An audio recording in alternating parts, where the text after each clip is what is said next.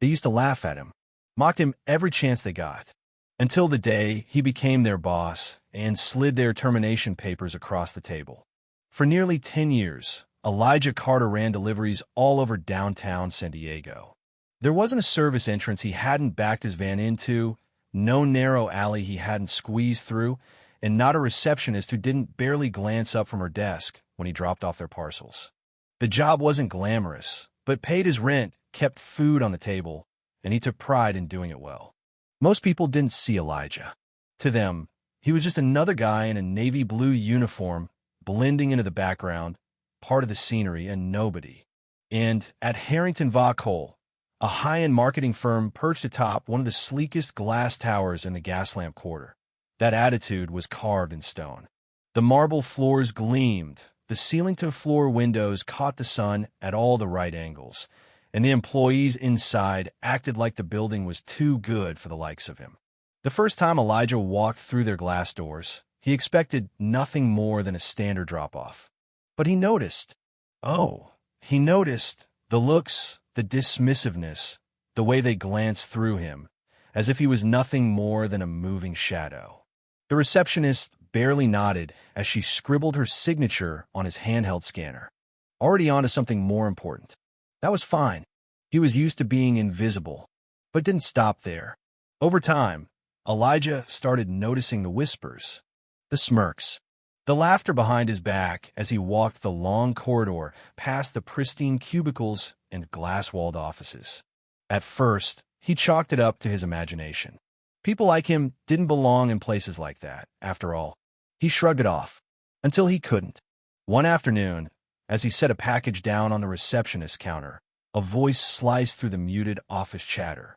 "Can you imagine if the delivery guy was our boss?" A burst of laughter followed. Elijah didn't flinch, didn't turn, but the heat coiled in his chest all the same. He recognized the voice. It was Brandon Whitaker, senior account executive. Sharp suit, sharper tone, always talking loud enough to make sure he had an audience. Then came another voice, this time a woman. "Please," she said, "he probably knows more about carrying boxes than running meetings." More laughter, more smug smiles. Elijah kept his expression blank. Professional. He handed the scanner to the receptionist, who barely met his eye, and got her signature. Then he left, but the words stuck with him. Not because they were cruel, he heard worse, but because of how sure they were. How confident they sounded that someone like him would never be anything more than a delivery guy. As he walked toward the exit, he passed by the rows of desks where people sat sipping designer coffee, scrolling through their phones, pretending to work. Some gave him the usual, disinterested glance. Most didn't look at him at all, just another delivery guy. But then, as he reached the door, he caught his reflection in the glass. The uniform, the scanner clipped to his belt, hands rough from years of lifting and hauling. That's all they saw, and for the first time in a long time, that bothered him. Outside, the California sun blazed across the lot. Elijah climbed into his van, sat there for a long minute, hands gripping the wheel. He wasn't angry. Anger was fleeting. This was something deeper, something sharper. They thought they knew who he was. They had no idea, but soon they would. The beginning of something bigger. Elijah wasn't the kind of man to stew over things. He'd spent years dealing with disrespect, people assuming he was uneducated, poor, irrelevant, invisible. None of that was new, and it wasn't even surprising anymore. But what happened at Harrington Va Cole that day stuck with him. It dug in deeper than it should have. That night, after finishing his last delivery, he parked his van outside his modest apartment in Chula Vista. One bedroom, old linoleum floors, cabinets that stuck when you opened them. But it was home. He sat in the driver's seat for a long time, staring at the glow of a street lamp outside his window, turning their laughter over in his head like a stone in his hand. He'd spent years convincing himself it didn't matter what they thought, that as long as he worked hard, made an honest living, he was doing just fine.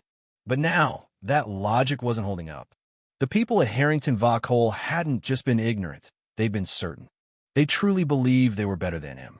He needed to talk to someone.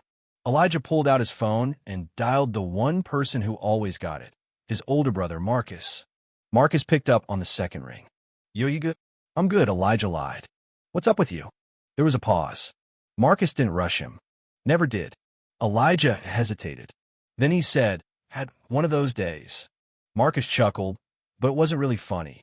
Let me guess. Some rich suits made you feel like you didn't belong. Something like that, Elijah admitted. Ain't nothing new. No, but today hit different. Marcus went quiet. Why? They laughed, Elijah said after a moment. Like really laughed. At the thought of me being anything but the guy delivering their packages. Another pause. Then Marcus said something Elijah wasn't expecting. Good. Elijah frowned. Good. Yeah. Means you're finally tired of it. Elijah sat back, staring at his worn dashboard. What am I supposed to do? Quit my job because some idiots don't respect me? No, Marcus said.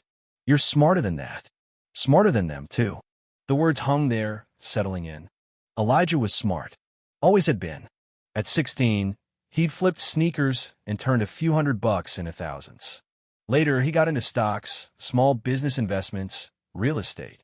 He never bragged about it, never flaunted it. But he learned. He built. Quietly. He'd never gone all in, though. Never fully stepped into what he knew he was capable of. But maybe it was time.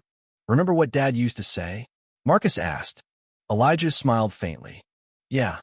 When people only see you one way, you got two choices, prove them right or prove them wrong. Elijah exhaled slowly. I remember.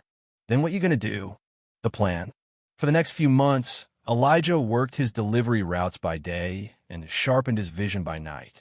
He studied Harrington Va Cole like a surgeon preparing for an operation. He knew the company was bleeding, even if they didn't. They were losing clients, burning money on outdated strategies.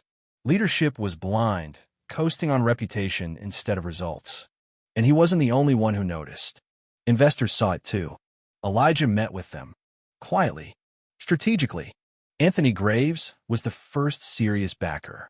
A ruthless real estate mogul with zero patience for amateurs.